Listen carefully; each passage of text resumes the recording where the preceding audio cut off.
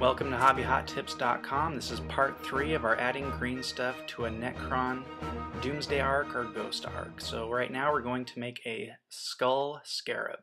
So we're going to roll down some green stuff. You may notice that this green stuff is a little more darker than the usual green stuff that we work with. And the reason for that is we added more blue. So we're going to use our green stuff template. Adding more blue makes your sculpt give it the ability to give you harder edges instead of soft, squishier edges. That's when you would want to add more yellow. Many people know this, but hey, for you newcomers, that's how they do it. So we're pushing down our green stuff template. As you can see, the skull scarab is pushing through. We're going to use a scraper knife to scrape that up. We are using Vaseline for this project, simply so that we can handle the green stuff a little bit easier, that we could scrape it up with our scraper as well.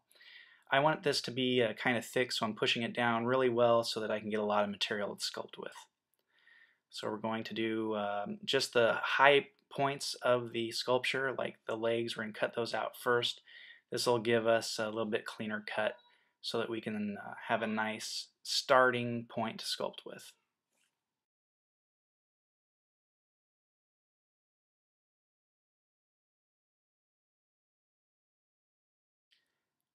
And there you go. Our green stuff template is easily removed and it can be used for many uses afterward. And let's get to sculpting the scarab skull.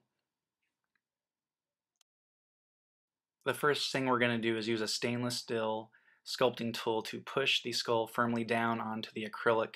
This way we just have a nice firm piece to work on so it's not moving around as we sculpt.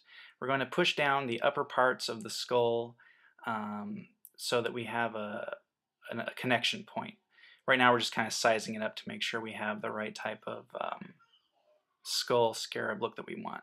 So I'm pushing down the top part of the skull, and as I sculpt the top part of the skull, I'm pushing up on the lower parts so that as we make our design, they will come together as one piece.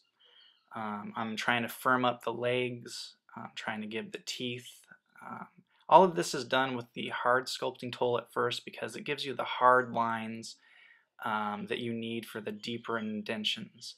We're going to come back in with the softer sculpting tools to solidify the edges, kind of make them sharper looking, like they're made out of metal. So right now we switched over to the softer sculpting tool. We're kind of flattening out the arms, and then we're putting in the details to make them almost chiseled in appearance.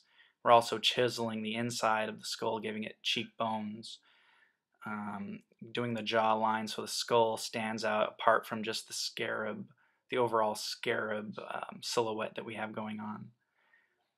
And then we just keep going over the same details again and again to achieve a sharper look. Right now they seem kind of rounded, but as we just keep working and working, it'll slowly form the sharp edges that we need. Now we're using a chiseled soft rubber sculpting tool. The chisel I find is probably the most useful out of all of them.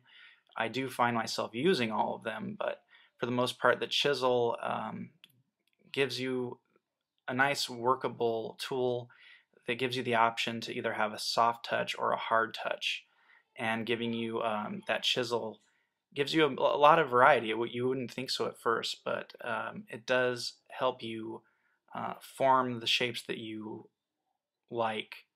I don't know, for some reason my mind anyway relates to the chisel a little bit better. I've had other people work with it as well, and they always gravitate toward the chisel tool. Right there you saw I used a pointed soft chiseling tool for the eyes. That is one thing the pointed chisel tool is very good for, is doing eyes and noses. Even if you're doing capes, I find that one to do start lines for swooping is good as well. So I kind of did a little bit of a goof there, but it's not that bad. You'll find that happens with green stuff, especially in its state.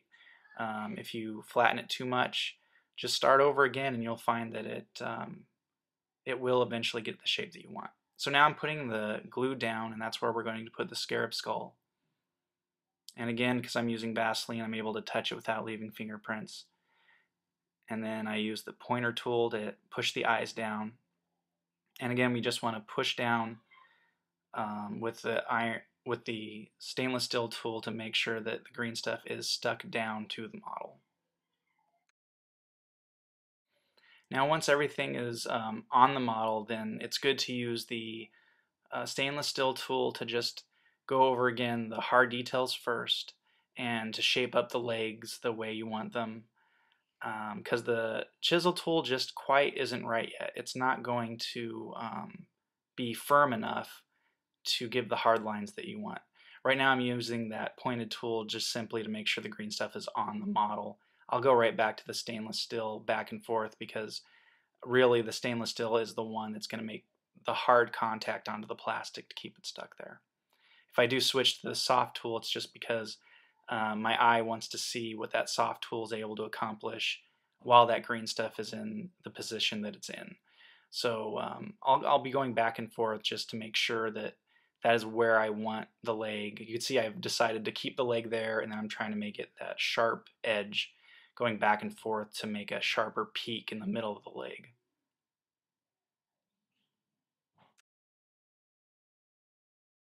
So eventually I do that to all the legs. I push one way, push the other, push one way, and what it does is eventually makes that sharp edge that we're trying to achieve with the green stuff.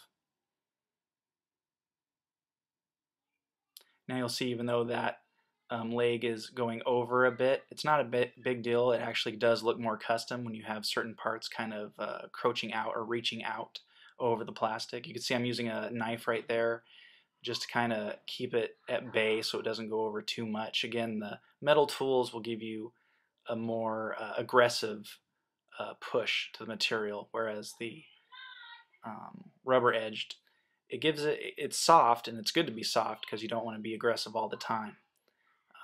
But if you're definitely trying to make defined edges, defined lines in your sculpt, you want to use the stainless steel.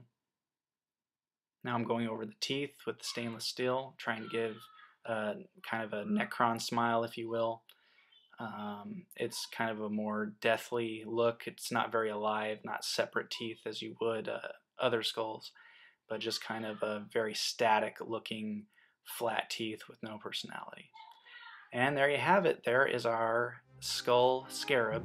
If you liked this, give us a thumbs up. Subscribe if you'd like to see some more awesome sculpting from hobbyhottips.com.